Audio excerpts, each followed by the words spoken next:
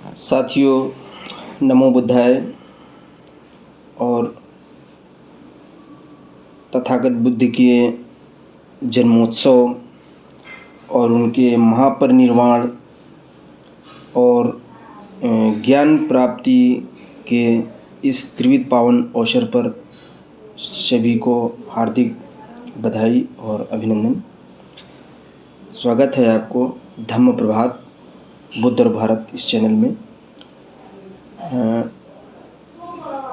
बुद्ध जयंती की और उनके ज्ञान की प्राप्ति के अवसर और महापरिनिर्वाण के इस अवसर पर, त्रिविध पावन अवसर पर की पूर्व संध्या पर आपको हार्दिक बधाई।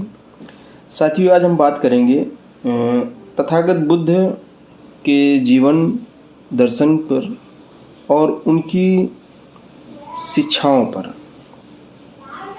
ख़ास तौर से अगर देखा जाए तो आधुनिक भारत में बुद्ध मार्ग को स्थापित करने का या कहें दूसरे शब्दों में कहें कि पुनरुज्जीवित करने का, पुनः स्थापित करने का काम बोधिसत्व बाबा साहब भारत रत्न डॉक्टर भीमराव अम्बेडकर साहब ने किया था। अगर बाबा साहब ने इस धम्म को अंगीकृत करके, स्वीकार करके नहीं अपनाया होता तो आज हम सभी लोगों के बीच में ये धम्म मार्ग शायद न होता।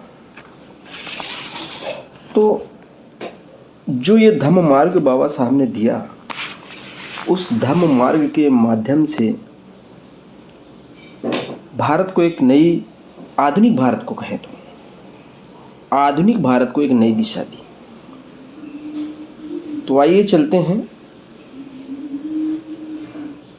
सफ़र पर और बात करते हैं इस भारत भूमि की धरती पर जो भारत को एक नई दिशा और दशा पर आज भी और कल भी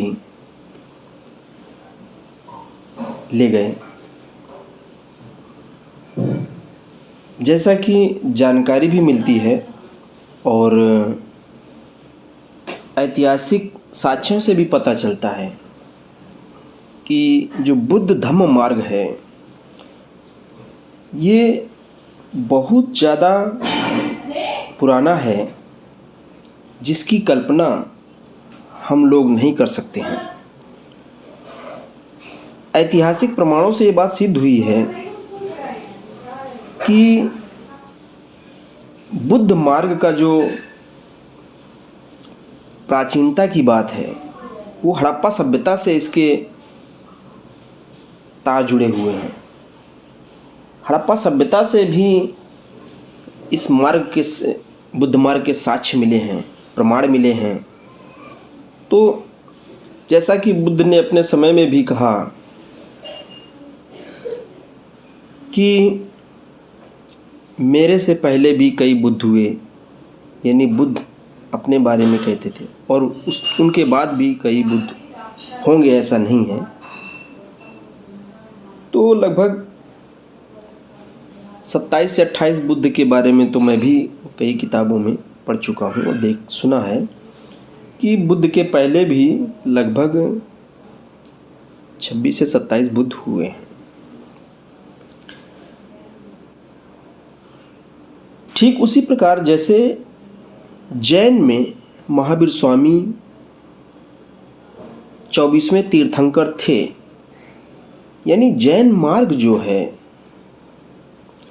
वो, क्योंकि जैन धर्म के जो वास्तविक संस्थापक के रूप में महावीर स्वामी को बताया जाता है और हैं, उनके पहले के 23 तीर्थंकर हुए, यानी कि जैन परंपरा भी बहुत प्राचीन परंपरा है। और बुद्ध और महावीर स्वामी पहले हुए हैं। उनका जन्म 599 ईसा पूर्व होता है और बुद्ध का जन्म 563 ईसा पूर्व में होता है। तो साथियों, ये पुरानी परंपराएं हैं। उस समय भाषा ऐसी नहीं थी जैसी आज है, और जैसा कि हम लोगों को बताया भी गया कि भाषा जो थी संस्कृत सर्वप्राचीन भाषा, उस समय वो भाषा भी नहीं थी। संस्कृत पाली और प्राकृत भाषा थी, जनमानस की भाषा थी, जन सामान्य की भाषा थी। उस समय तक संस्कृत का कोई अस्तित्व नहीं था, मूर्ति पूजा नहीं थी, ये सारी चीज़ें, देवी देवता जो थे वो नहीं थे, सनातन धर्म का कुछ अता पता नहीं था दोस्तों। ये जो आज बहुत सारी साहित्य में बताया जाता है, ये सब कुछ नहीं था। बुद्ध मार्ग था और जैन मार्ग था। आर्यों का आगमन उस समय तक यहाँ पर हुआ भी नहीं था। वो बात की बात है कि अब पहले जो इतिहास में लिखा गया, तो जो उस समय तक शोध में प्राप्त हुआ वो लिखा गया, वो चलाई गई, पाठ्यक्रम में शामिल हुआ। लेकिन नए शोध, ऐसा तो नहीं है कि उस समय जो चीज़ प्राप्त हुई, ज्ञात हुई, जानकारी मिली, तो उससे आगे जानकारी नहीं बढ़ी, यह सब काम ठप हो गया। नहीं, शोध का काम, रिसर्च का काम होता रहा, आज भी हो रहा है। नित्य नवीन शोध हो रहे हैं और उससे ये पता चल रहा है, प्रमाण मिल रहे हैं, धरातल से साक्ष्य निकल के आ रहे हैं। हमारे मानने या ना मानने से, किसी के मानने या ना मानने से कोई फर्क नहीं पड़ता है, लेकिन ये सच्चाई निकल के आ रही है और रिसर्च करने वाले बता रहे हैं कि ये जितना भी हो हल्ला हो रहा है, वो सब,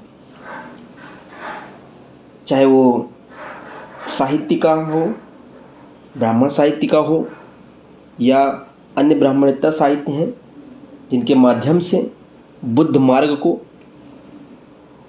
भ्रमित करके दूसरे रूप में प्रस्तुत किया गया, बुद्ध मार्ग पर कब्जा किया गया, हथियाया गया। तो आइए दोस्तों, हम लोग चलते हैं और बात करते हैं। पहले हम लोग बुद्ध के सामान्य जानकारी और उसके विषय में बात करेंगे। ईसा पूर्व 6वीं शताब्दी में उत्तर भारत में पूरी तरह से प्रभुता संपन्न कोई राज्य नहीं था। ये भारत की भौगोलिक स्थिति थी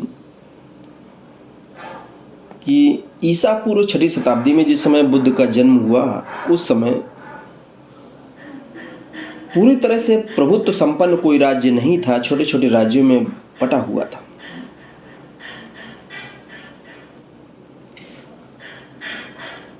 उनमें कुल 16 महाजनपद थे, जिसमें अंग, मगध, काशी, कौशल, वज्ज, मल्ल, चेदी, वत्स, कुरु, पांचाल, मच्छ, सौरसेन, अस, अवंती, गांधार, कंबोज, ये सब राज्य थे।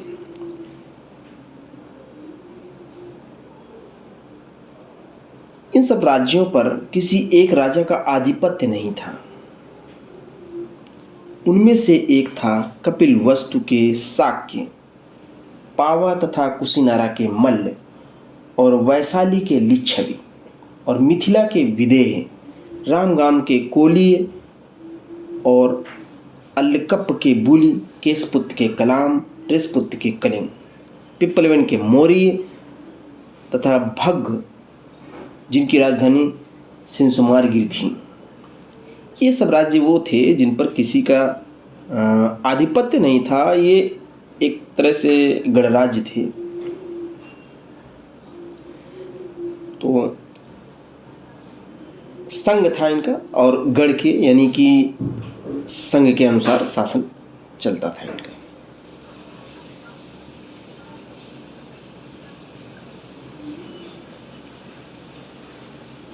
इन राज्यों में जो शासक परिवार होता था, मुखिया होता था, वह राजा कहलाता था। सिद्धार्थ गौतम के जन्म के समय राजा बनने की बारी शुद्धोधन की थी। तो ये एक वंशावली होती थी, जैसे कपिलवस्तु के शाक्यों में, और वैशाली के लिच्छवियों में, मिथिला के विदेह में, रामगाम के कोली में, अल्लकप के बुली, केसपुत के कलाम, ये सारे गणराज्य थे और इनमें एक वंशावली शासन करती थी जो मुखिया होते थे। तो जिस समय बुद्ध का जन्म हुआ उस समय राजा बनने की बारी शुद्धोधन की थी कपिलवस्तु में। शाक्य राज्य भारत के उत्तर पूर्व कोने में स्थित था।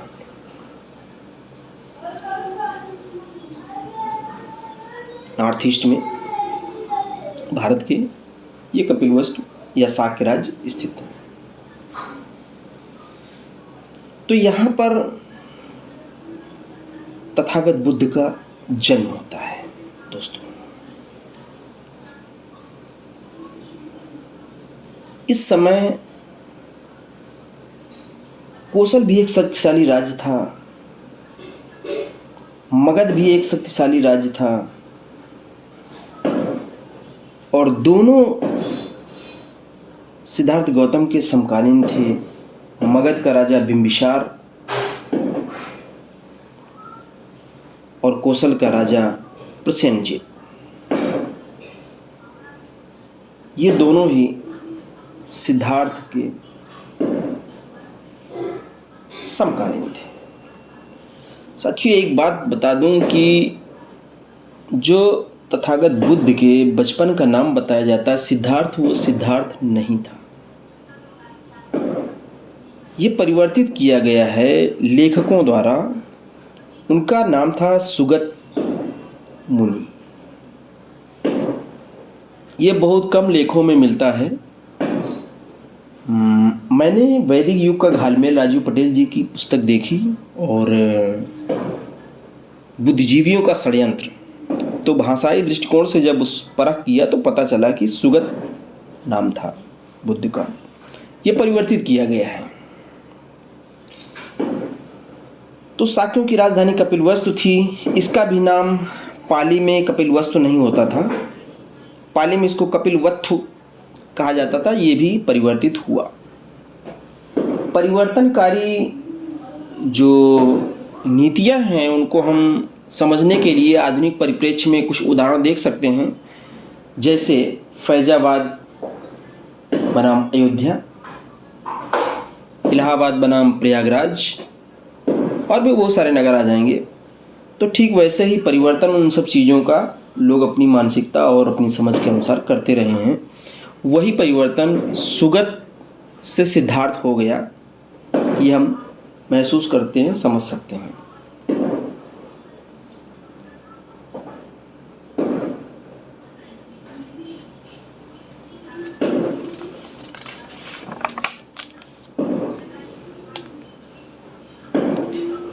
दोस्तों हम बहुत ज़्यादा गंभीर बात ना करके सामान्य जानकारी और बुद्ध की शिक्षाओं पर बेहद संक्षिप्त जानकारी लेंगे, जिसमें देखेंगे कि शुद्धोधन जो कपिलवस्तु के राजा बने, उनका विवाह महामाया से हुआ था।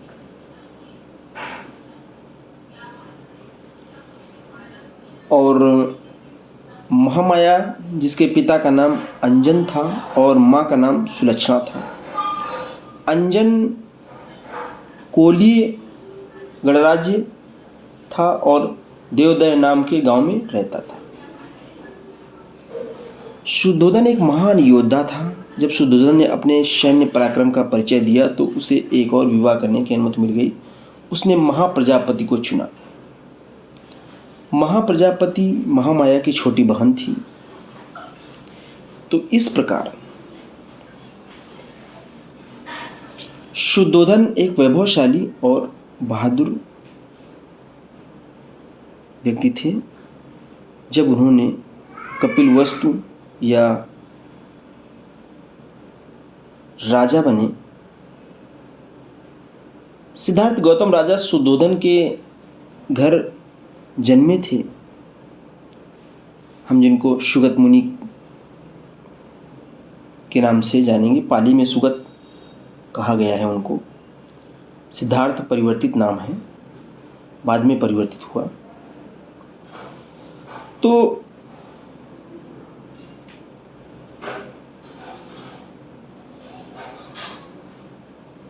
तथागत बुद्ध जो बुद्ध का जन्म होता है 563 ईसा पूर्व में कपिलवस्तु के लुम्बिनी में। ये एक परंपरा थी शाक्यों में कि जब उनके यहाँ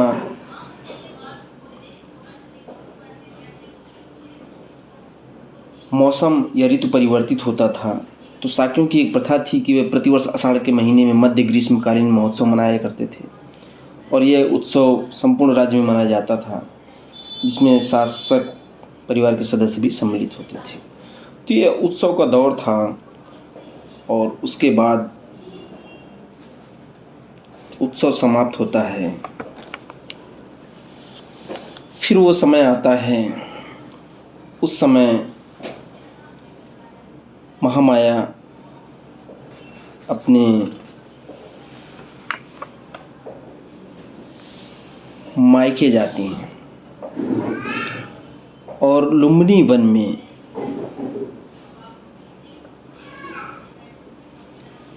पाँच सौ 63 ईसा पूर्व में एक बालक का जन्म होता है। शुद्धोधन और महामाया का विवाह बहुत समय बीत गया था, लेकिन उन्हें कोई संतान नहीं हुई थी। आखिर जब उनको पुत्र लाभ हुआ तो न केवल शुद्धोधन बल्कि उनके परिवार द्वारा, सभी शाक्यों द्वारा बहुत ही खुशियाँ मनाई गईं, बहुत धूमधाम से पुत्र का जन्मोत्सव मनाया गया।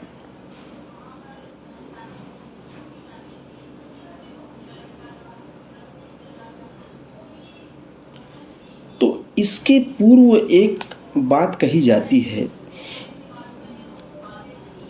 असित मुनि आए थे और उन्होंने जब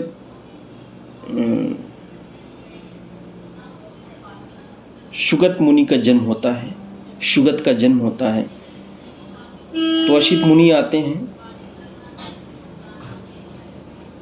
और असित मुनि ने सुना कि देवता गण, अब देखिए ये चीज़ जो है देवता गण का मतलब यहाँ सभ्रांत और सुशील सज्जन पुरुषों से है, ना कि देवता बात कहने लगे तो मतलब आप लग जाइए मानने की ब्राह्मण देवता या ब्रह्मा, ये सब सारी चीज़ें काल्पनिक हैं। देवतागण का मतलब है प्रबुद्ध लोग। तो बुद्ध शब्द के उच्चारण से आकाश को गुंजायमान कर रहे थे, ऐसा कहा गया है। सुगत मुनि ने जो देखा था और वे सोचने लगे, ऐसी कल्पना बताई गई कि उनको खुद जानकर महसूस हुआ कि नहीं, कहीं ना कहीं वे सोचने लगे कि क्यों ना मैं वहाँ जाऊँ और उस स्थान का पता लगाऊँ जहाँ बुद्ध ने जन्म ग्रहण किया है। ऐसी उनको आभास हुआ उनको। तो असित मुनि ने समस्त जम्बूद्वीप पर अपनी दिव्य दृष्टि डालते हुए देखा कि शुद्धोधन के घर में उस दिव्य बालक ने जन्म ग्रहण किया है और वह अपनी प्रभा से प्रकाशमान हो रहा था। तो ये बातें दोस्तों ऐसी हैं जो हमें चमत्कार की ओर आकर्षित करती हैं, लेकिन देखना है कि स्वयं तथागत बुद्ध ने और उनके जो अच्छे अनुयायी रहे उन्होंने चमत्कार जैसी चीज़ों को मना किया है। उनके जीवन से ही चमत्कार जोड़ देने का मतलब हम उनके प्रति न्याय नहीं कर रहे हैं, अपनी समझ अच्छी नहीं बना रहे हैं। तो हमें अपनी समझ बनानी चाहिए और अच्छी बनानी चाहिए। असित मुनि आए और उन्होंने भविष्यवाणी की। ये बात सामान्य सी है और लेकिन इतना असामान्य नहीं थी जितना हम लोग बना देते हैं कि जैसे उनको पहले से ज्ञान था। ये सारी चीज़ें, ये सब सामान्य बातें हैं, बहुत ज़्यादा महिमा मंडित करने की ज़रूरत नहीं है।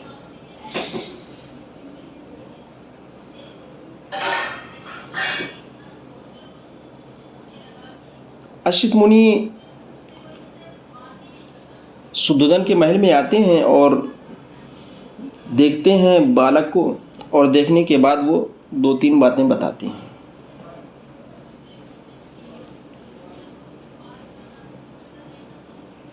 और कहते हैं कि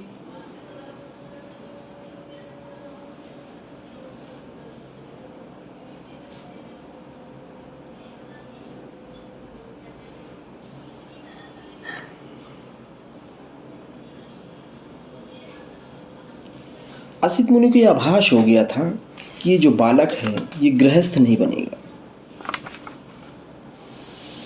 बुद्धिजीवी लोग जो होते थे उस समय वो भविष्यवाणियां करते थे, और बुद्ध के समय में भी ऐसे लोगों को, बुद्धिजीवियों को स्थान दिया जाता था जो भविष्यवाणी करते थे, और उनकी भविष्यवाणियां अगर 3 बार सही होती थी। अब भविष्यवाणियां वो अंधे में तीर मारना जैसी नहीं होती थी।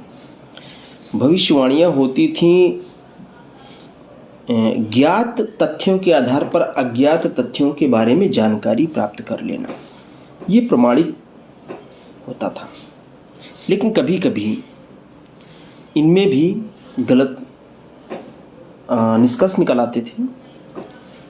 तो ऐसे लोगों को, जो असित मुनि आए थे उन्हीं में से लोग थे। बुद्ध के समय में भी ऐसे लोग थे जो बारिश के समय की भविष्यवाणी करते थे, अन्य विभिन्न प्रकार की घटनाओं, प्राकृतिक आपदाओं के बारे में भविष्यवाणी किया करते थे। तो उनका एक अलग समाज में स्थान होता था, और वो स्थान ऐसा होता था, कोई व्यक्तिगत योग्यता के आधार पर ऐसा बन के आता था, ना कि वंशावली के आधार पर ये सम्मान हुआ करता था। तो शुद्धोधन ने देखा कि असित जो मुनि हैं वो दुखी हो गए हैं, काफ़ी सिसकियाँ ले रहे थे। तो जब पूछा, रहा नहीं गया, और शुद्धोधन ने बोला, क्या बात है मुनि, कुछ बताएं। तब उन्होंने बताया कि आप जो मैं समझता हूँ कि बालक का भविष्य तो निर्विघ्न ही है, मैं बच्चे के लिए नहीं रो रहा हूँ। उन्होंने कहा, मैं अपने लिए रो रहा हूँ। असित मुनि ने कहा कि मैं अपने लिए रो रहा हूँ। तो शुद्धोधन ने पूछा कि मुनि ऐसा क्यों, आप अपने लिए क्यों रो रहे हैं? मुनि बोले, मैं जरा जीर्ण हूँ, यानी मैं बुजुर्ग हो गया हूँ, वय प्राप्त हूँ, और यह बालक निश्चयात्मक रूप से बोध लाभ करेगा, सम्यक संबुद्ध होगा, तदनंतर वह लोक कल्याण के लिए अपने धर्म चक्र प्रवर्तित करेगा, जो इससे पहले संसार में कभी प्रवर्तित नहीं हुआ है। जिस श्रेष्ठ जीवन की, जिस सद्धर्म की यह घोषणा करेगा, वह आदि में कल्याणकारी होगा, यानी कि प्रारंभ में कल्याणकारी होगा, मध्य में कल्याणकारी होगा, और अंत में कल्याणकारी होगा। यानी ऐसा कार्य, ऐसे मार्ग की खोज करेगा जिसकी शुरुआत भी अच्छी होगी, मध्य भी अच्छा होगा, और अंत भी अच्छा होगा। वह अर्थ तथा व्यंजना की दृष्टि से निर्दोष होगा। अर्थ और व्यंजना मतलब हम उच्चारण करेंगे तब भी वो ठीक लगेगा, वो भी अर्थकारी होगा, और अर्थ करेंगे तो अर्थ होगा, परिशुद्ध होगा, परिपूर्ण होगा।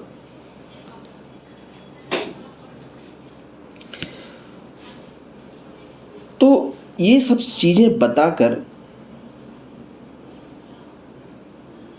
कहा कि ये सब चीजें देखने के लिए मैं नहीं रहूंगा, मैं उस बुद्ध को नहीं देख सकूंगा, इसलिए राजन मैं इस दुख से दुखी हूं और रो रहा हूं। मैं अपने जीवन में उस बुद्ध की पूजा नहीं कर पाऊंगा, उसके दर्शन नहीं कर पाऊंगा उस समय।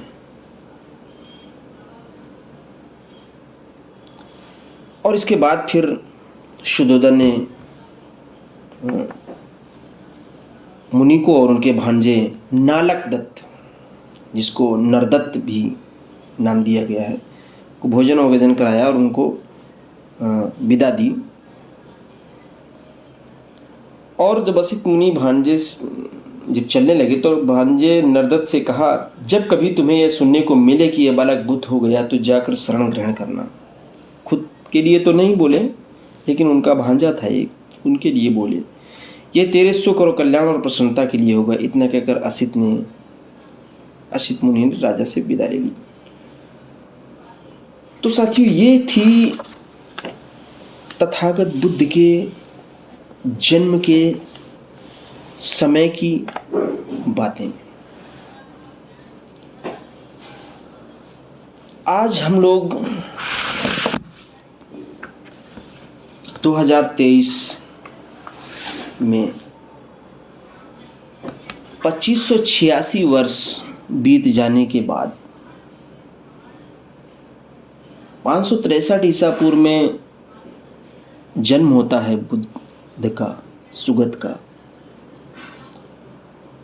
और 2023 में यानी आज 563 ईसा पूर्व, वो ईसा से पहले के 563 और 2023 ये जोड़ देते हैं तो 2586 वर्ष होता है दोस्तों। 2500 साल के ऊपर का ये समय और बुद्ध का जो मार्ग, वो उस समय से लेके यहाँ तक आते आते बहुत परिवर्तित हुआ है। बहुत उतार चढ़ाव देखे हैं। तो इतना सफ़र करने में बीच में भ्रांतियाँ, विलोपन, पुनर्स्थापन, ये सारी चीज़ें बुद्ध मार्ग में आईं और उनको उनके जो सच्चे अनुयायी लेकर आगे बढ़े, उनमें से बहुत सारे लोग थे। कुछ के नाम हम ले सकते हैं, उन सभी के नाम हम लोगों को ज्ञात भी नहीं है। बुद्ध से शुरू होकर ये मार्ग बिम्बिसार, अजातशत्रु और बाद के शासक नंदवंश के जो शासक थे, शिशुनाग, कुषाण, मौर्य वंश में तो ये बहुत ही अपने चरमोत्कर्ष पर था, क्योंकि राजकीय आश्रय मिल गया था और सम्राट अशोक ने इसको धम्म शासन और धम्म विजय के रूप में स्थापित किया था। अपने पुत्र महेंद्र और पुत्री संघमित्रा को सिंघल द्वीप धम्म प्रचार के लिए भेजा था। सोचिए दोस्तों कि एक राजा इस धम्म से इतना प्रभावित हुआ कि उसने अपने, एक जो राजा होता है वो अपने पुत्र या पुत्री को राजा बनाने की कोशिश करता है, लेकिन सम्राट अशोक ने राजा न बनाकर धम्म देशना देकर धम्म प्रचार में लगाया। इतना उदात्त और इतना सार्वभौमिक धम्म मार्ग था ये।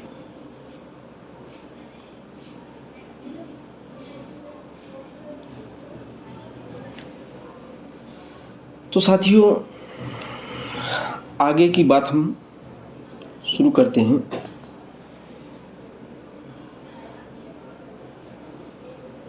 बालक के जन्म की खुशियां और उसके नामकरण की विधियां अभी समाप्त नहीं हुई थीं कि महामाया अचानक बीमार पड़ गई और उसके रोग ने गंभीर रूप धारण किया और महामाया का निधन हो जाता है। और फिर इनका पालन पोषण उनकी मौसी प्रजापति संभालती हैं।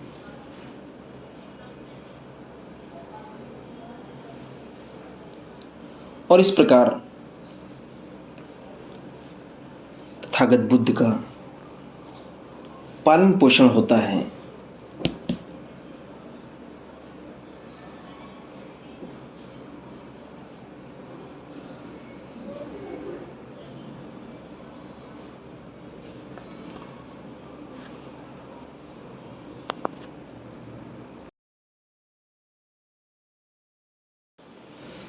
दोस्तों,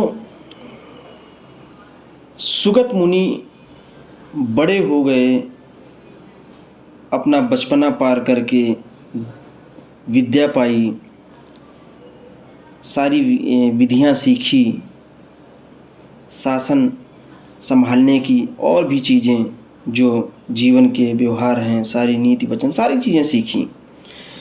फिर इसके बाद क्या हुआ कि उनको अपने जीवन में, हर इंसान को कुछ ना कुछ करना होता है जीवन यापन के लिए, तो हर माता पिता प्रयास करता है। ठीक शुद्धोदन ने भी वैसे ही किया। उन्होंने एक जो शाक्य संघ होता था, एक शासन प्रणाली जो चलती थी तो संघ के द्वारा चलती थी उनके इस राज्य में। तो शाक्यों का अपना संघ था।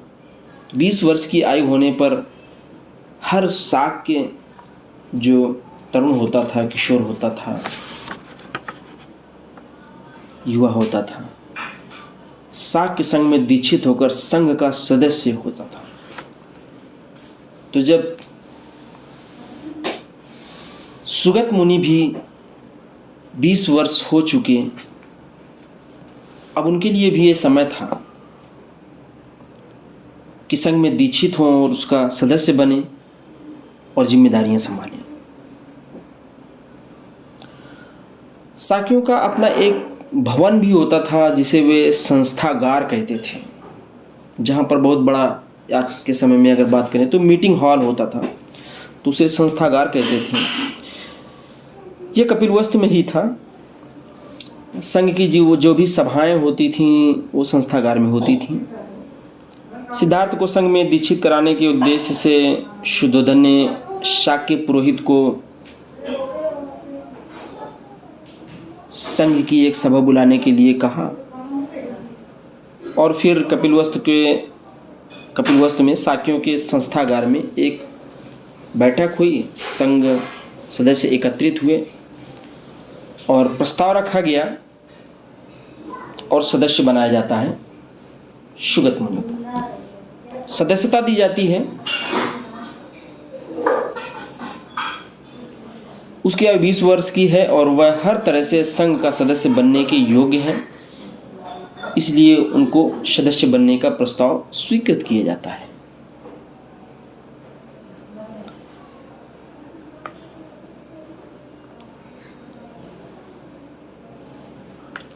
दोस्तों, यहाँ पर एक बात कहें कि ये जो प्रस्ताव होते थे, ये सारी चीज़ें होती थीं, तो जो त्रिवचन थे, त्रिवाचा जिसको कहते हैं, ये 3 बार ये परंपरा थी उस समय की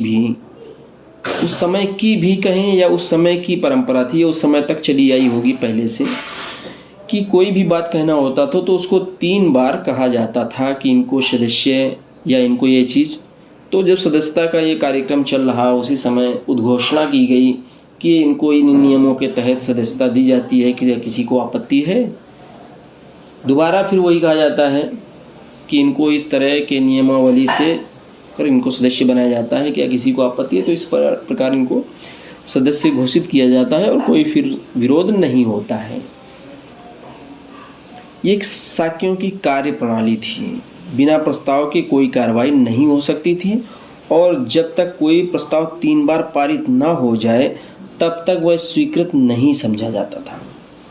तो साथियों, यहाँ पर हम जब बुद्ध के जीवन के बारे में पढ़ रहे हैं तो बुद्ध के जीवन के बारे में पढ़ने के साथ साथ हम उनके समय की व्यवस्था और उनके समय की जो कार्यशैली को भी ध्यान में देख रहे हैं और समझ रहे हैं कि किस प्रकार की कार्यशैली और किस प्रकार की व्यवस्था का उस समय प्रचलन था।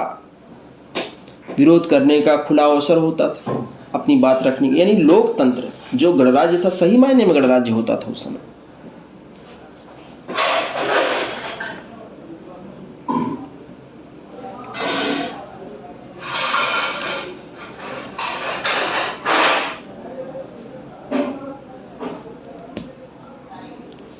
फिर सिद्धार्थ महोदय से या सुगत मुनि से पूछा गया कि आप इसका अनुभव करते हैं कि संघ ने आपको अपना सदस्य बनाकर सम्मानित किया है? तो सिद्धार्थ या सुगत मुनि उत्तर देते हैं कि हाँ, ऐसा ही अनुभव करता हूँ।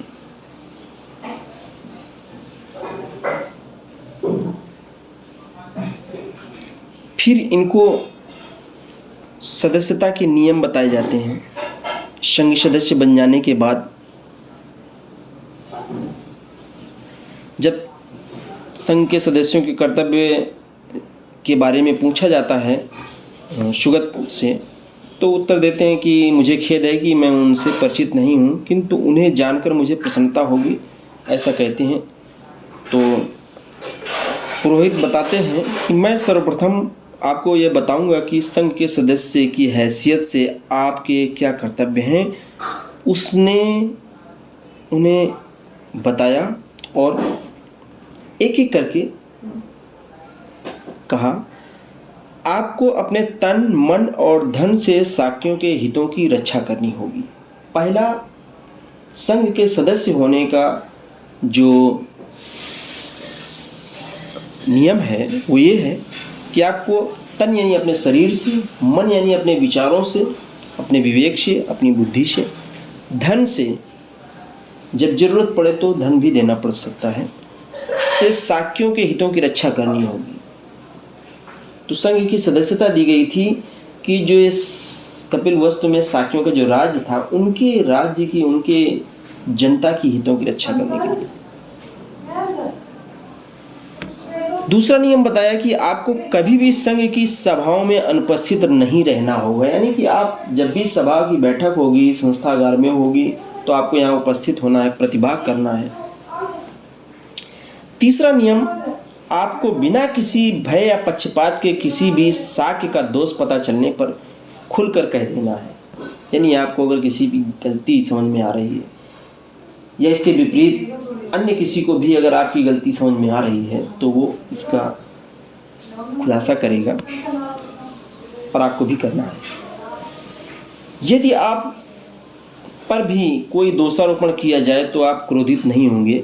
दोषी होने पर अपना दोष स्वीकार कर लेना होगा। निर्दोष होने पर अपना पक्ष रखकर सफाई देने का पूर्ण अवसर प्राप्त होगा। ये कितनी स्वच्छ न्याय प्रणाली होती थी। आज के समय में जो कोर्ट है शायद ऐसे ही काम करती है।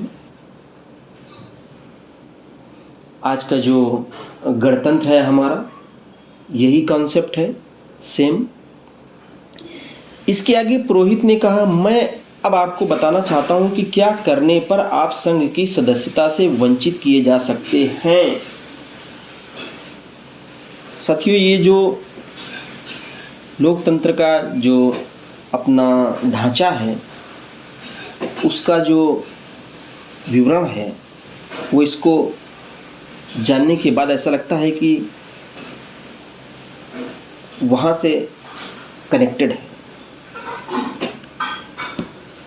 सबसे पहला नियम बताया, सबसे पहला जो दोष बताया, दोष सिद्धि, कैसे वंचित हो जाएंगे आप सदस्य संघ की सदस्यता से। व्यभिचार करने पर आप संघ के सदस्य नहीं रहेंगे। किसी मामले में व्यभिचार पर दोषी पाए जाते हैं, संलिप्त पाए जाते हैं, तो आप संघ के सदस्य नहीं रहेंगे। आप भले राजा के पुत्र हैं, आप संघ के सदस्य नहीं रहेंगे। किसी की हत्या करने पर आप संघ के सदस्य नहीं रह सकेंगे। चोरी करने पर आप संघ के सदस्य नहीं रह सकेंगे। झूठी साक्षी देने का दोषी होने पर आप संघ के सदस्य नहीं रह सकेंगे। सिद्धार्थ ने कहा, मान्यवर, मैं आपका कृतज्ञ हूं कि आपने मुझे संघ के अनुशासन से संबंधित नियमों से परिचित किया। मैं आपको विश्वास दिलाता हूं कि मैं उनके अर्थ और व्यंजन सहित उन्हें पालन करने का भरसक प्रयास करूंगा। दोस्तों, यहाँ पर अर्थ का मतलब तो समझ में आता है, लेकिन व्यंजन का मतलब होता है अक्षरशः, जिसको कहते हैं आज की भाषा में अगर बोलें तो अक्षरशः पालन करेंगे। तो अक्षरशः का मतलब ही है अर्थ और व्यंजन। अर्थ तो समझ में आ रहा है कि हाँ, लेकिन जो अक्षरशः उच्चारण में अर्थ और व्यंजन सहित पालन करने का उन्होंने प्रयास किया। तो ये सब कुछ ठीक चलता है, लेकिन अचानक बात वहाँ से शुरू होती है। वास्तव में जो आज हम ये चीज़ें तो सामान्य जीवन की चीज़ें थीं और लगभग सभी सामान्य पुरुषों के साथ होती हैं और वो हुई।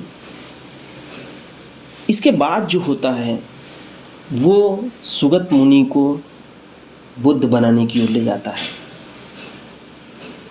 तो आइए दोस्तों, उस महत्वपूर्ण बिंदु पर हम बात करेंगे, उस महत्वपूर्ण घटना पर बात करेंगे जिसने एक सामान्य चिंतनशील प्राणी को, एक सामान्य सुगत मुनि जो चिंतनशील शांत प्रिय व्यक्ति था, उसको बुद्ध बनने पर कैसे मजबूर किया। होनहार सिद्धार्थ को या सुगत को साक्य का सदस्य बने 8 वर्ष बीत चुके थे। यानी 20 वर्ष की अवस्था में वो संघ के सदस्य बने और 8 वर्षों तक ऐसी कोई घटना घटित नहीं हुई जिससे उनका मन द्रवित हो, वो कुंठित हो, वो सोच में पड़े। सामान्य चीज़ें चल रही थी। 28 वर्ष के हो जाते हैं।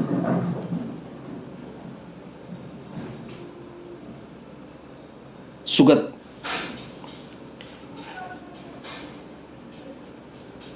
परिवर्तित नाम सिद्धार्थ, ये मैं बार बार कहूँगा जिससे हमारे जो इस चीज़ से परिचित लोग नहीं हैं वो ये जान सकें कि सिद्धार्थ परिवर्तित है। सुगत जो है वो मूल जो नाम है उनका वो सुगत है।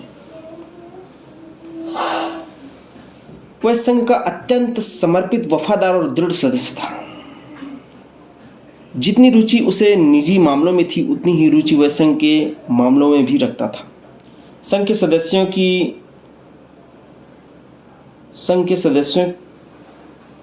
के रूप में उसका आचरण आदर्श एवं उदाहरण था और उसने अपने व्यवहार से स्वयं को सबका प्रिय बना लिया था।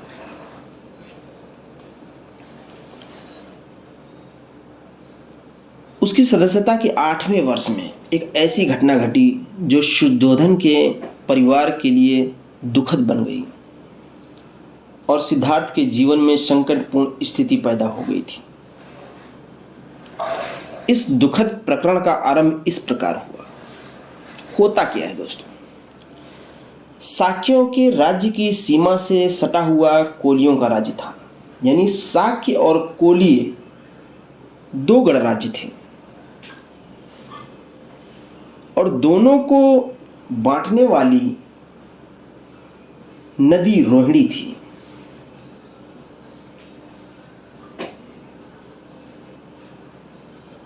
साक्य और कोलीय दोनों ही रोहिणी नदी के पानी से अपने अपने खेत सींचते थे। हर फसल पर उनका आपस में विवाद होता था, सामान्य सी बात थी, कभी कम कभी ज्यादा।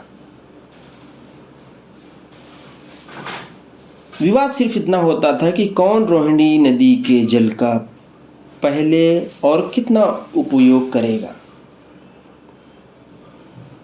यही विवाद कभी कभी झगड़ों में बदल जाता था और छोटे छोटे झगड़े कभी कभी लड़ाइयों में तब्दील हो जाते थे।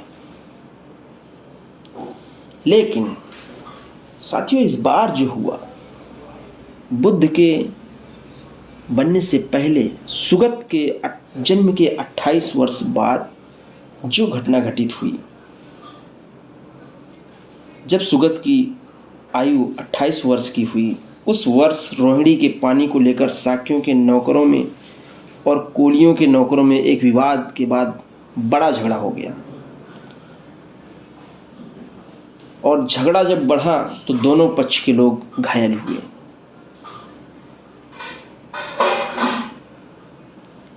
जब ये विवाद का पता चला तो इधर साक्यों ने जो सोचा, कोलियों ने भी उधर वही सोचा कि इस विवाद को हमेशा के लिए खत्म करने का कोई ना कोई रास्ता निकाला जाए। और जो रास्ता निकाला वो निकला कि युद्ध कर लिया जाए। साक्यों के सेनापतियों ने कोलियों के विरुद्ध युद्ध की घोषणा कर दी।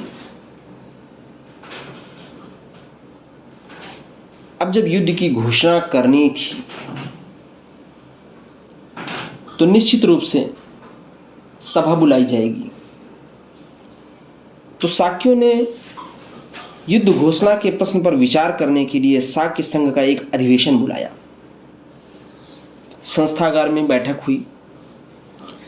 संघ के सदस्यों को संबोधित करके सेनापति ने कहा, हमारे लोगों पर कोलियों ने आक्रमण किया, इसलिए हमारे लोगों को पीछे हट जाना पड़ा। कोलियों ने इससे पहले भी अनेक बार ऐसी आक्रामक कार्रवाइयां की हैं। हमने अब तक उन्हें सहन किया, लेकिन ऐसा हमेशा नहीं चल सकता। इसे रोका जाना चाहिए और इसे रोकने का एक ही रास्ता है, कोलियों के विरुद्ध युद्ध की घोषणा करना।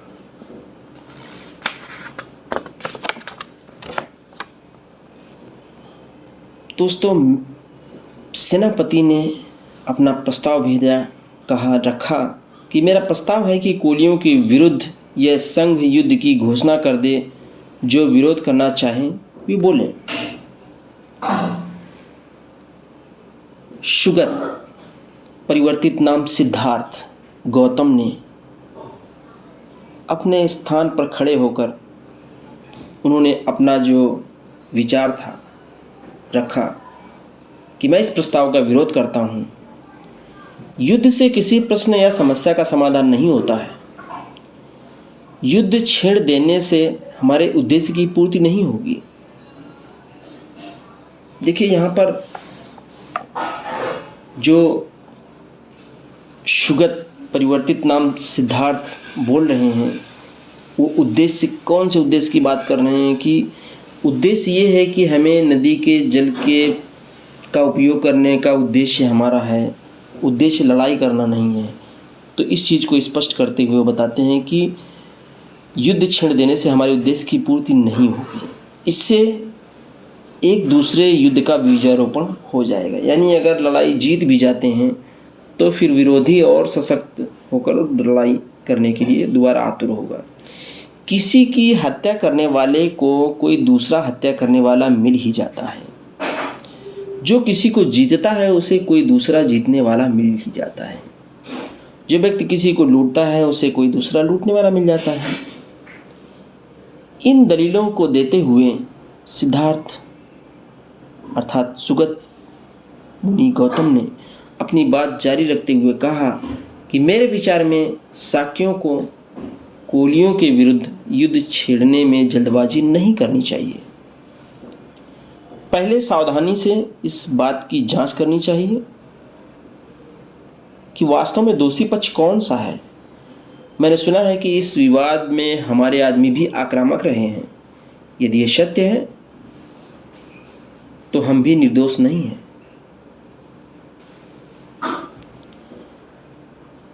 इन सब बातों को सुनकर सेनापति ने उत्तर दिया, यह ठीक है कि हमारे आदमियों ने भी पहल की और आक्रामक थे, लेकिन यह भूलना नहीं चाहिए कि पहले पानी लेने की बारी हमारी ही थी। फिर सुगत मुनि ने कहा, इससे स्पष्ट है कि हम भी सर्वथा दोष मुक्त नहीं हैं। इसलिए मेरा प्रस्ताव है कि हम अपने में से 2 आदमी चुने और कोलियों से भी कहा जाए कि वे भी अपने में से 2 आदमी चुने और फिर ये चारों मिलकर एक 5वां आदमी चुने। ये 5वां आदमी मिलकर झगड़े का समाधान करें। देखिए, एक कमेटी गठित करने की बात कह रहे हैं, सुझाव जो दे रहे हैं सुगत मुनि कि 2 आदमी हमारे यहाँ शाक्यों से और 2 आदमी कोलियों से चुने जाएंगे और वही 2 आदमी, 2 आदमी उधर के और 2 आदमी इधर के, यानी शाक्यों के और 2 आदमी कोलियों के मिलके एक आदमी को और चुनाव कर लेंगे और फिर ये 5 लोग हो जाएंगे और ये 5 लोग उस झगड़े के मसले को सुलझाएंगे और निराकरण करेंगे। सुगत गौतम ने संशोधन हेतु जो प्रस्ताव रखा उसका विधिवत समर्थन हो गया, किंतु सेनापति ने संशोधन का विरोध किया और कहा, मुझे विश्वास है कि जब तक कोलियों को कठोर दंड नहीं दिया जाता तब तक उनका यह संत्रास, यानी कि उनकी यह टीस समाप्त नहीं होगी। अतः प्रस्ताव और संशोधन पर मत लेना आवश्यक हो गया। देखिए दोस्तों, जो सुझाव सुगत मुनि ने उस समय दिया था, उस सुझाव पर आम सहमति बन गई थी, लेकिन क्या था, उस पर वोटिंग कराना था। प्रस्ताव और संशोधन पर मत लेना आवश्यक हो गया। सेनापति ने एक तरह से विरोध की स्थिति उत्पन्न कर दी और उसने कहा कि मत लेना यानी कि वोटिंग करवाना बहुत जरूरी है। तो पहले जो वोटिंग कराई गई वो सेनापति के युद्ध घोषणा की नहीं कराई गई। पहले सिद्धार्थ के सुझाव संशोधन का प्रस्ताव ही मत के लिए प्रस्तुत किया गया। वह बहुत बड़े बहुमत से अमान्य हो गया। जब वो प्रस्ताव सामने प्रस्तुत हुआ सबके, तो वो अमान्य हो गया। इसके बाद सेनापति ने स्वयं को अपने प्रस्ताव पर मत मांगे। अब सेनापति ने जो युद्ध की घोषणा का जो आदेश किया था, प्रस्ताव रखा था, उस प्रस्ताव को पटल पर रखा जाता है, लोगों के द्वारा प्रस्तुत किया जाता है।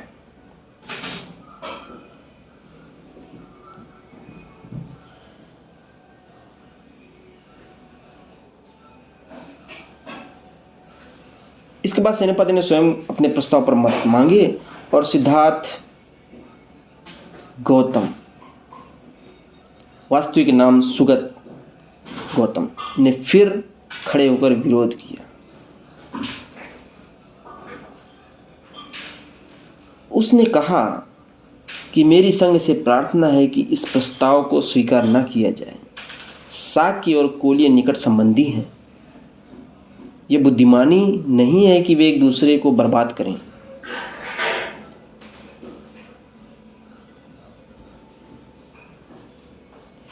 सेनापति ने सिद्धार्थ गौतम के तर्क का घोर विरोध किया। उसने इस बात पर जोर दिया कि युद्ध में अपना पराया नहीं होता। उन्हें राज्य के हित में अपने सगे भाइयों से भी लड़ना ही होगा।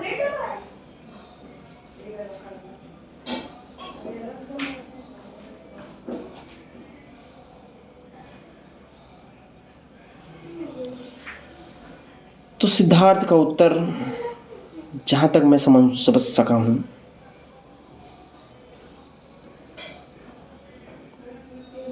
कि सिद्धार्थ ने या सुगत मुनि ने कहा कि वैर से वैर कभी शांत नहीं होता, यह केवल प्रेम से ही शांत हो सकता है। और सेनापति एकदम आपा खो बैठा और बोला, इस दार्शनिक शास्त्रार्थ में पढ़ना बेकार है। स्पष्ट बात तो यह है कि सिद्धार्थ को मेरा प्रस्ताव अमान्य है।